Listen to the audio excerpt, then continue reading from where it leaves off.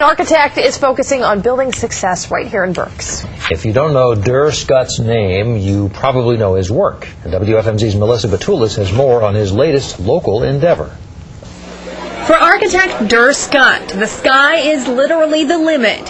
He's the man behind New York City's Trump Tower and a significant chunk of the Manhattan skyline. I have buildings on every corner around Park Avenue and 59th Street. But Scutt's foundation is in Berks. This is my home. I was born and raised literally a few miles from here. Photos and models of Scutt's lifetime of work are on display at the Freiberger Gallery at Penn State Berks through December 18th.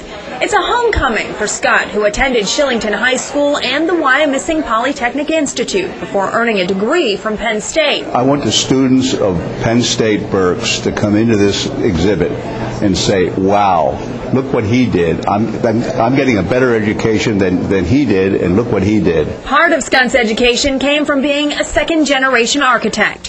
When his father died suddenly, Scutt took over his business at the age of 19. I was doing buildings in Berks County at the age of 20 years old, and they're built.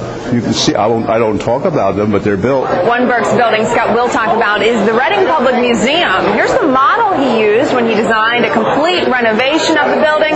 His work was unveiled in late 1998. Well, I'm very proud of the Reading Museum. At 74 years old, Scutt is far from being a retiree.